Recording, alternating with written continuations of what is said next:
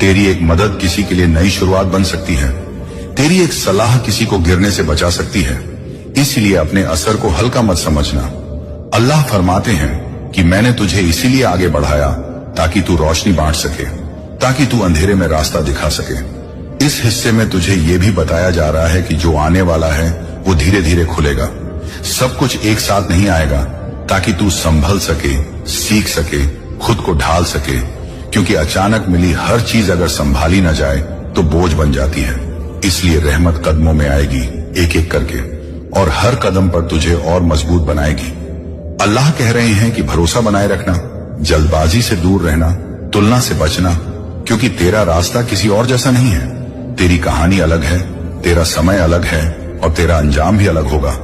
इस हिस्से का अंत नहीं, बल्कि ये उस मोड़ की तैयारी है जहां बातें सिर्फ दिल तक नहीं बल्कि जिंदगी में उतरने लगेंगी, जहां कहे गए लफ्ज हालात में बदलने लगेंगे। इसलिए अपने अंदर की आवाज को शांत रख, अपने इरादों को साफ रख, और अपने सजदे को मजबूत रख, क्योंकि अब जो आगे आने वाला है वो सिर्फ वादा नहीं बल्कि हकीकत बनकर सामने आने के लिए तैयार है। हकीकत अब सामने आने के करीब है, और इस आखिरी हिस्से में अल्लाह बंदे को उस मंजिल के लिए तैयार कर रहे हैं जहां वादे सिर्फ सुने नहीं जाते बल्कि जिए जाते हैं।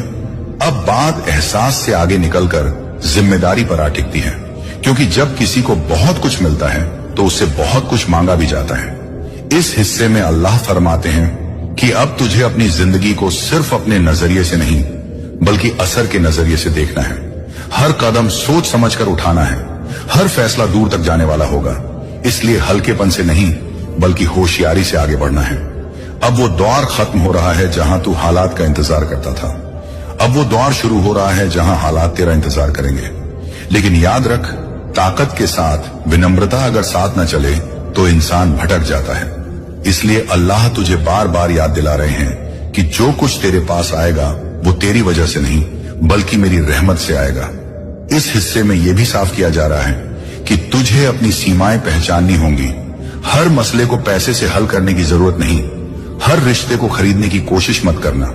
कुछ चीजें दुआ से, कुछ सब्र से और कुछ दूरी से ठीक होती हैं। अल्लाह तुझे सिखा रहे हैं कि असली समझ वही है जो हर स्थिति में संतुलन बनाए रखे, न ज्यादा कठोरता न ज्यादा डील। अब तुझे अपनी सेहत, अपने वक्त, अपने घर और अपने दिल चारों की हिफाजत करनी है, क्योंकि अगर इनमें से एक भी टूट गया तो बाकी सब फीका पड़ जाएगा।